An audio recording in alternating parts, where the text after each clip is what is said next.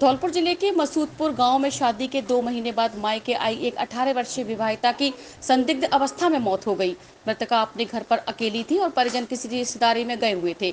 परिजन जब घर वापस लौटे तो पुत्री की लाश संदिग्ध अवस्था पड़ी देख तो उनके होश उड़ गए। मृतका के पिता ने पड़ोसियों पर हत्या का आरोप लगाते हुए नामजद आरोपियों के खिलाफ महिला पुलिस थाना पर मामला दर्ज कराया है। पुलिस ने नामजद आरोपियों के खिलाफ हत्या का मामला दर्ज अनुसंधान शुरू कर दिया है। पीड़ित परिवार वीरी सिंह ने बताया कि 2 महीने पहले उसने अपनी पुत्री 18 प्रीति की शादी 2 महीने पहले करौली जिले के खेड़ा गांव के रहने वाले जतन सिंह के साथ की थी। अभी कुछ दिन पहले प्रीति अपने मायके मसूदपुर आई हुई थी, लेकिन आज सोमवार को परिवार के सभी सदस्य किसी रिश्तेदारी में बाहर गए थे और प्रीति घर पर अकेली रह गई थी। लेकिन पुरानी रंजिश को लेकर मसूदपुर गाँव के रहने वाले पड़ोसी गजेंद्र सिंह, छोटू, कल्लू और धर्मेंद्र ने लाठी एवं डंडों से पीट कर उसकी पुत्री प्रीति की हत्या कर दी। आरोपी लाश को घर में पड़ा छोड़कर गांव से फरार हो गए। परिजन जब घर वापस लौटे तो प्रीति की लाश संदिग्ध अवस्था में घर में पड़ी हुई थी। परिजनों ने घटना के बारे में जानकारी पुलिस को दी। सूचना के बाद मौके पर पहुंची पुलिस ने घटनास्थल का मौका मुआयना किया और मृतका की डेड बॉडी को कब्जे में लेकर जिला अस्पताल के शवगृह में रखवाया है। पुलिस ने मृतका के शव का पोस्टमार्टम करा दिया है। पुलिस ने नामजद आरोपियों के खिलाफ हत्या का मामला दर्ज अनुसंधान शुरू कर दिया है। मेरी बच्ची खेड़ा ब्याई थी जिला करौली में और मेरे घर पे थी और उन्होंने गजेंद्र ने और छोटू और कल्लू और धर्मेंद्र उन्होंने मेरी बेटी को मारा, घर पे फांसी दी। चांद देखने के बाद से ही ईद उल अजहा का पर्व आज पूरे देश में हर्षोल्लास के साथ मनाया जा रहा है। इस दौरान धौलपुर की विभिन्न मस्जिदों में सुबह लोगों ने पहुंचकर नमाज अदा की। मस्जिदों में टीवी हुई नमाज के बाद मुख्य नमाज जीटी रोड स्थित ईदगाह पर हुई। शहर काजी मतीन खान गौरी के नेतृत्व में नमाज पढ़ने के दौरान लोगों ने देश में अमन, शांति और भाईचारे के लिए दुआ मांगी और एक दूसरे को गले लगाकर ईद उल अजहा की बधाई दी। जानकारी के मुताबिक ईद उल फितर के 70 दिन बाद पड़ने वाले इस त्योहार को कुर्बानी के लिए भी जाना जाता है। ऐसी मान्यता है कि हजरत इब्राहिम को ख्वाब में अल्लाह का हुक्म आया कि अपने बेटे को कुर्बान कर दे। अल्लाह के हुक्म की तालीम करते हुए हजरत इब्राहिम ने अपने बेटे को कुर्बान करने की ठानी। कहा जाता है कि कुर्बानी देते वक्त छुरी के नीचे एक मेमना आ गया और हजरत की कुर्बानी पूरी हुई। इस तरह अल्लाह ने इब्राहिम की कुर्बानी को कबूल कर लिया। तभी से इस त्योहार को मनाने की परंपरा शुरू हो गई। धौलपुर जिले में ईद उल अजहा का त्योहार जगह जगह हुई कुर्बानियों के साथ मनाया गया। त्योहार को लेकर एसपी सुमित मेहरा के निर्देशन में पुख्ता पुलिस सुरक्षा बंदोबस्त किए गए। जीटी रोड स्थित ईदगाह पर हुई नमाज के बाद विभिन्न पार्टियों के नेताओं ने पहुंचकर ईद की मुबारकबाद दी। जिला मुख्यालय के अलावा बाड़ी, राजाखेड़ा, बसेड़ी, सैपऊ, मनिया, मांगरोल, सनमथुरा समेत ग्रामीण अंचल में भी ईद का त्योहार अमन चैन के साथ मनाया गया। मस्जिदों पर पुलिस और प्रशासन की चौक चौबंद व्यवस्था रही। मुस्लिम समाज के लोगों ने एक दूसरे को गले लगाकर ईद की मुबारकबाद दी। हम ईद उल जुहा का त्यौहार मनाने जा रहे हैं। ईद उल जुहा हजरत इब्राहीम अलैहिस्सलाम की सुन्नत और हजरत इस्माईल अलैहिस्सलाम की यादगार के रूप में मनाया जाता है और इत्ता क़यामत तक मनाया जाता रहेगा। और मैं इस खुलूस मौके पर सभी हिंदू मुस्लिम भाइयों को तहे दिल से इस्तकबाल करता हूं और मुबारकबाद देता हूं।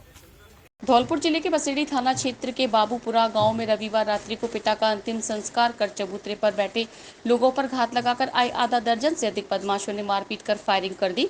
आरोपियों द्वारा की गई फायरिंग में एक व्यक्ति के पैर में गोली लगी है। वहीं मारपीट में 2 अन्य घायल हुए हैं। तीनों घायलों को नजदीकी बसेड़ी सरकारी अस्पताल पर भर्ती कराया गया, लेकिन गंभीर चोट होने की वजह से चिकित्सकों ने जिला अस्पताल रेफर किया है। घायल ब्रजमोहन सिंह परमार ने बताया कि रविवार शाम को पिता भूप सिंह का देहांत हो गया था। पिता का अंतिम संस्कार कर परिजन और ग्रामीण घर पर लौट आए थे। रात्रि के समय परिवार के सभी सदस्य घर के बाहर चबूतरे पर बैठे हुए थे। इसी दौरान घात लगाकर 2 बाइकों पर आकाश और सचिन अपने साथियों के साथ पहुंच गए। आरोपियों ने लाठी डंडों से ताबड़तोड़ हमले कर दिए। आरोपियों द्वारा जमकर मारपीट की गई। इसके बाद आरोपियों ने फायरिंग भी कर दी। आरोपियों द्वारा की गई फायरिंग की गोली ब्रजमोहन के पैर में लगी है। इसके अलावा आरोपियों द्वारा किए गए हमले में धीरेन्द्र परमार एवं 14 साल का किशोर लक्कुस भी गंभीर रूप से घायल हो गया। हमलावर हवाई फायरिंग कर दहशत फैलाते हुए गांव से फरार हो गए। घटना की सूचना स्थानीय बसेड़ी पुलिस को दी गई। मौके पर पहुंची पुलिस ने इलाके में नाकाबंदी भी कराई, लेकिन बदमाशों का सुराग नहीं लग सका है। घायलों को जिला अस्पताल की इमरजेंसी में भर्ती कराया गया है। घायल ब्रजमोहन के पैर में गोली लगी है, वहीं लक्कुस के कान और धीरेन्द्र के हाथ पैर में गंभीर चोटें बताई जा रही हैं। हमारे पिताजी का देहांत हो गया था। हम दाग लगा के घर पे आ गए कुछ लोग दो मोटरसाइकिल 6 लोग गांव की तरफ आए और उन्होंने आकर के दूसरे में मारपीट की और फायरिंग करते आए, हमारे गोली लगी,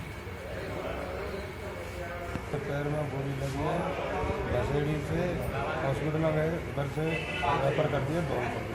राजाखेड़ा सड़क मार्ग पर जाटौली गांव के पास रविवार की रात को दो बाइक में आमने सामने भीषण भिड़ंत हो गई।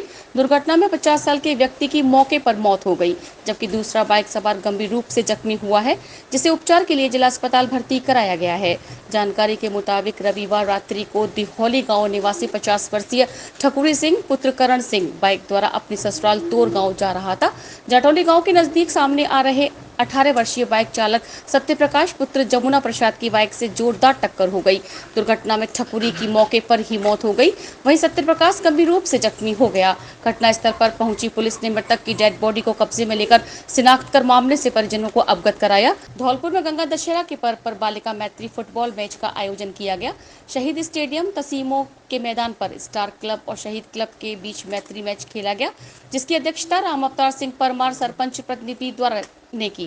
कार्यक्रम में बतौर अतिथि जिला फुटबॉल संघ के सचिव गुरमीत मान, कोषाध्यक्ष संदीप राणा, कोच असलम खान, स्थानीय कोच बंटी परमार, भूपेंद्र परमार, आकाश गर्ग, कुलदीप परमार अन्य उपस्थित रहे। मैत्री मैच में शहीद क्लब तसीमों की ओर से दिव्या परमार ने 2 गोल व दामिनी परमार ने 1 गोल किया। इस अवसर पर सुखविंद्र सिंह सुखे फौजी ने खिलाड़ियों से परिचय प्राप्त कर खिलाड़ियों को खेल भावना से खेलने हेतु प्रेरित किया। सचिव गुरमीत मान ने कहा कि धौलपुर में आने वाला समय बॉल का फुटबॉल के लिए स्वर्णिम समय के रूप में जाना जाएगा। धीरे धीरे धौलपुर में खेलों के प्रति बेहतरीन वातावरण तैयार हो रहा है और खेल में फुटबॉल प्रेमियों की संख्या बढ़ती जा रही है, जो फुटबॉल के लिए अच्छे संकेत हैं। शहीद क्लब द्वारा 3 से मैत्री मैच में जीत हासिल की। बालिकाओं ने मैच को देखने के लिए आसपास के क्षेत्र के ग्रामीणों की बड़ी तादाद में संख्या उपस्थित, जिन्होंने बेटियों के खेल की भरपूर सराहना की। राजाखेड़ा में भूमि फाउंडेशन लिटर पिकिंग के टीवी द्वारा श्रमदान कर स्वच्छता का संदेश दिया गया। नगर पालिका चेयरमैन श्री वीरेंद्र सिंह जादौन एवं अधिशासी अधिकारी टिकेंद्र सिंह के मार्गदर्शन में आज टीम भूमि फाउंडेशन ने आदर्श कॉलोनी डॉक्टर कॉलोनी में रहने वाले व्यक्तियों के सहयोग से स्वच्छता श्रमदान किया एवं लिटर पिकिंग के माध्यम से कचरा इकट्ठा किया एवं टीम के प्रोजेक्ट इंचार्ज गोपाल नगर के सभी निवासियों से अपील की कि स्वच्छ सर्वेक्षण 2024 में अपने शहर राजाखेड़ा को स्वच्छता में नंबर 1 बनाने में सभी का सहयोग करना है।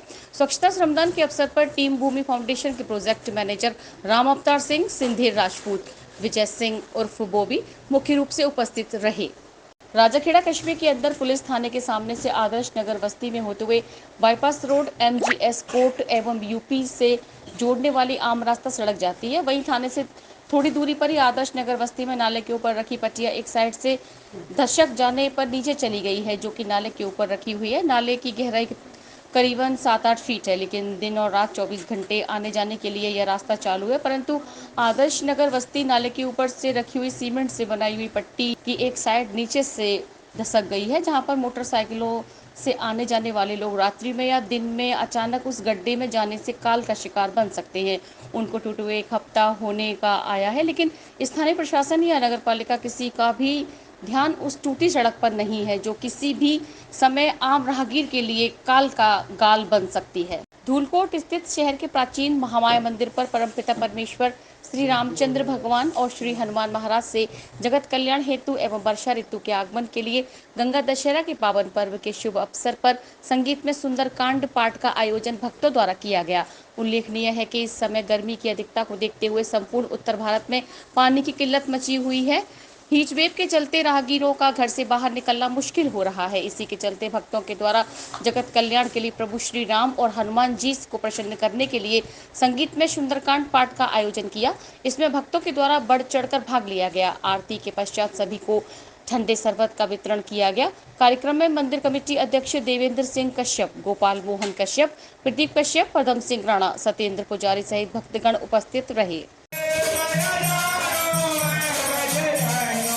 राजस्थान संस्कृत शिक्षा विभागीय शिक्षक संघ द्वारा सोमवार को भूतेश्वर महादेव मंदिर प्रांगण बसीड़ी में संस्कृत शिक्षा विभाग की तमाम समस्याओं को लेकर बैठक का आयोजन किया गया, जिसमें जिले की प्रमुख मांगों के साथ साथ प्रदेश भर के संस्कृत विद्यालयों में नामांकन के अनुसार पदों का समानीकरण करवाने, अधिशेष शिक्षकों को काउंसलिंग द्वारा रिक्त पदों पर पदस्थापित करने, क्रमोन्नत एवं विद्यालयों में नियमानुसार पद आवंटित करने एवं रिक्त पदों की 100% पूर्ति, समानीकरण, पदोन्नति की पात्रता सूची जारी करने एवं नई शिक्षक भर्ती से पदों को भरने संबंधित विषयों पर चर्चा की गई। जिले की समस्याओं की ओर ध्यान आकर्षित करते हुए जिले में पूर्ववत महाविद्यालय की मांग तथा नवीन विद्यालय खोलने की मांग पर विचार विमर्श किया गया और इसके संबंध में आदरणीय एसडीएम साहब बसेड़ी को ज्ञापन देने का निर्णय लिया। संघ शिक्षा विभागीय शिक्षक संघ के द्वारा बसेड़ी महादेव भूतेश्वर प्रांगण में बैठक का आयोजन किया गया। हमारे विभाग में तमाम पद शिक्षकों के खाली हैं, इस पर नई शिक्षक भर्ती की जाए। इस संबंध में हम सब ने एसडीएम साहब के द्वारा ज्ञापन देने का निर्णय किया है। जो भी हमारे विभाग की समस्याएं हैं उनको सरकार के द्वारा पूरा करने की हम आशा करते हैं। Are you looking for a school that prioritizes academic excellence, fosters creativity and nurtures individual growth? Then Emmanuel Mission School is the right school that you're looking for. A legacy of 35 plus years, Emmanuel believes that every child is unique and with the right kind of educational framework and attention, every child can shine bright. Admissions are now open at Emmanuel Mission Senior Secondary School, Badi Road and Jail Road branches. For admissions from class nursery to class 12 are open now, limited seats only. You can enroll your child for better future.